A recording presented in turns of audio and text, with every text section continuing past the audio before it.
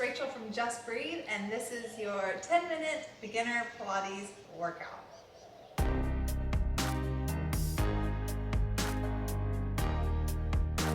Okay, we're going to start laying down on your back. It's a lot of people's favorite part of Pilates. And just make sure that you're nice and centered on the floor. In fact, you can do that before you lay down. You just make sure we have equal sides of the mat or the towel. Good. And we're just going to take a few deep breaths, allowing the body to fall into alignment and allowing the mat to support us so that we can let go of tension.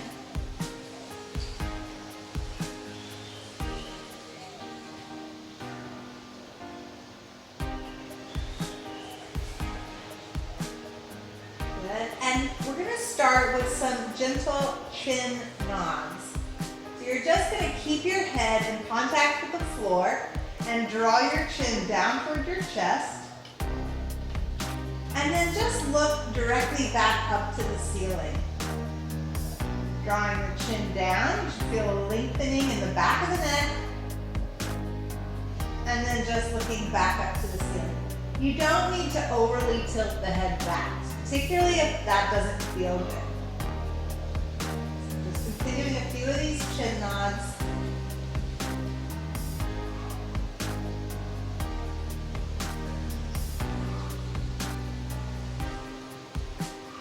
Good, okay, next we're going to start with the chin nod. We nod the chin down slightly, and then we use our abdominals to lift the chest up and lower down.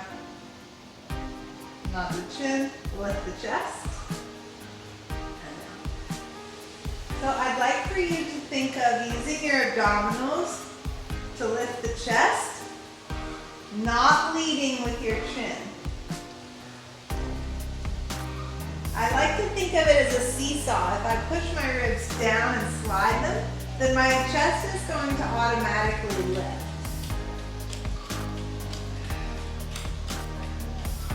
Good. Adding in the breath, we're going to exhale as we lift, like an accordion, pushing the air out of the body, and inhale as we regain length. Let's go for 2 more.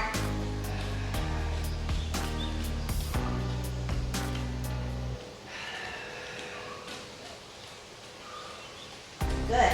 Okay, now let's turn our focus towards our pelvis.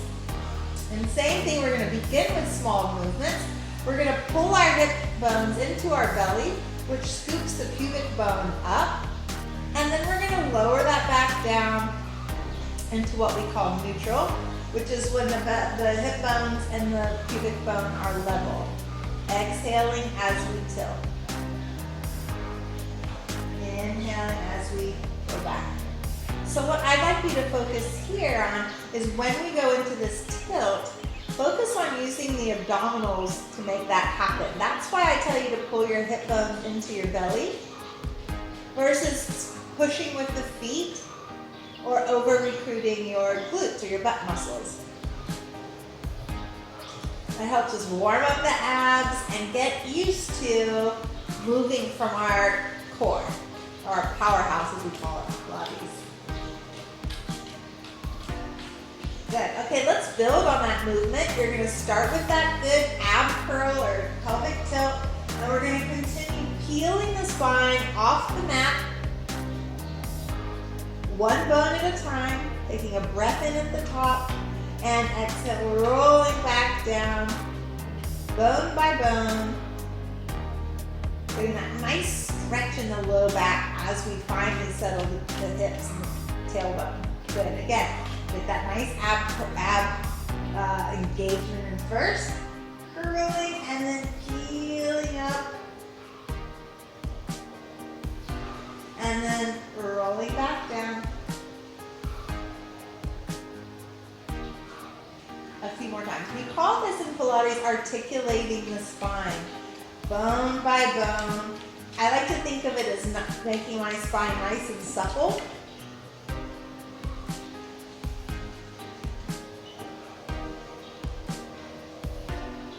And oh, let's one more time. they feel oh so good. Lengthening at the top. Think of energy shooting out your kneecap. So we're still making space in the spine as we're articulating it. And we're gonna roll back down. And hey, if you're one of those guys that have a little trouble with shoulder bridges and feel like it always goes into your back, leave me a comment below and I'll get back to you on, I haven't made a tutorial on it yet, but I want to get back to you on exactly why it's kicking into your low back, and it's an easy fix. So just message me below, leave a comment, and I'll get back to you. Okay, next we're going to do what's called knee stirs. We're going to put a hand onto each kneecap, and we're going to stir the thigh bones around in the joint. So they're going in opposite directions, looks like that. And I'd like you to picture in your mind's eye your thigh bone head moving around in the hip joint. Now it's a ball and socket joint. Good, and then we're gonna reverse that. It feels really, really good. I like to do these too after if you've done an ab exercise or something where you feel like your low back is kind of kicked in. This is kind of my go-to to kind of relax it. Good, okay, next, we're gonna continue moving that thigh bone around in its ball and socket joint, but we're gonna bring the leg up towards the ceiling. You could, if you want to advance this, you could extend this left leg down, but it's up to you. You just wanna listen to your body. Good, we're gonna start to move that thigh around again in that ball and socket joint. And your challenge here is to keep your hips completely still. So I like to put my hands here to give you that feedback.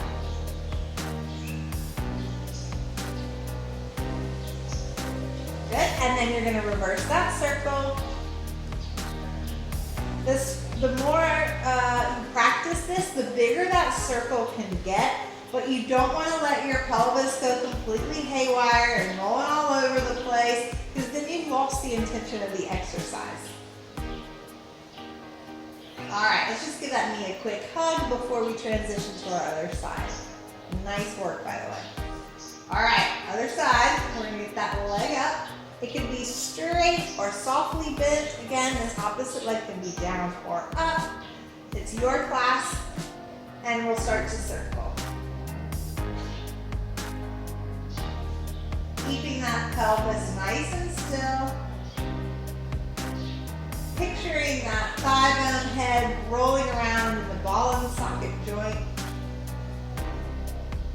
And then we reverse.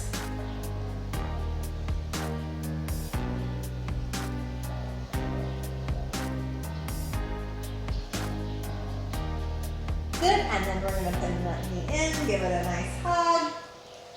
Good, and roll over onto your side.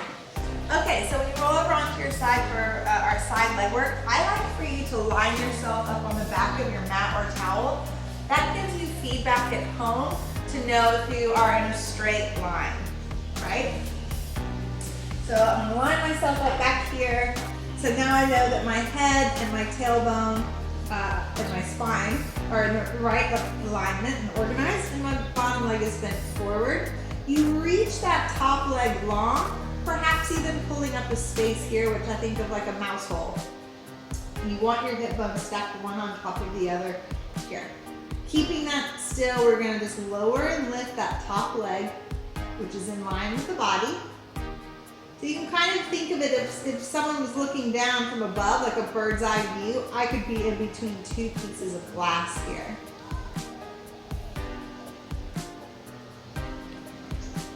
Good, let's go 3 more. 3, 2, and 1. Let's leave that leg, that height of my hip. I'm gonna pull it forward, and then I'm gonna reach it back. Okay, so in this exercise, I'd like you to try to keep your upper, your torso as well as your pelvis as still as you can. I like to think of it as if I chopped off the video of my leg, that you wouldn't even know it was moving, because it's nice and still up top. That means as the leg floats forward, I have to leave my tailbone behind, giving me a back of the leg stretch. And when the leg comes back, I have to kind of tilt the pelvis a little bit and squeeze my glute and feel that stretch in the front of the hip. Good, now that you've got the special sauce, let's do 2 more.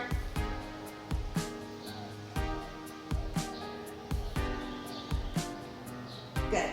Okay, now bend that knee, push yourself up from the side, and you can either hold on to your feet here, or if it feels more comfortable to go into a Z sit, you're then gonna just stretch over to that side.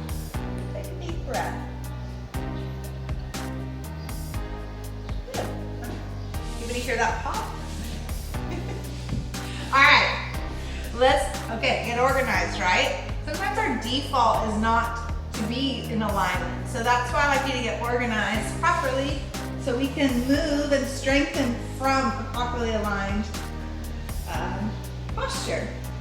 Okay, so arm, head, everything's in line here. The bottom leg is bent forward. Reach that top leg out in between those 2 panes of glass. And then I like to kind of brace here myself, and then we're gonna lower and lift that leg. Good, so the abs are bracing in place here, bracing the pelvis and the ribs. This nice alignment.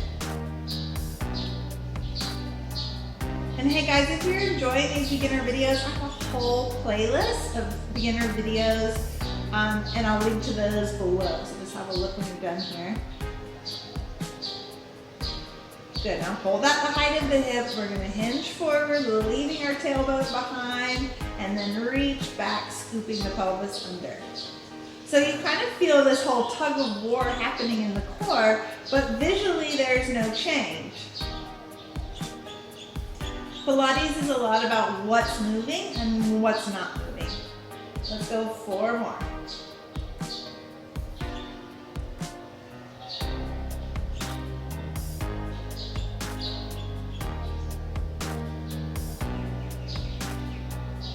Good, okay, we're gonna set that leg down. Woo.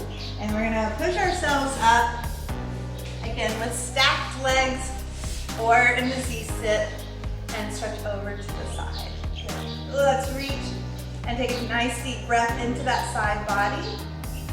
Good, bring the arms down, and then next we're just gonna sit with the legs crossed, or you can sit with them in what we call a diamond shape, whichever is more comfortable for you.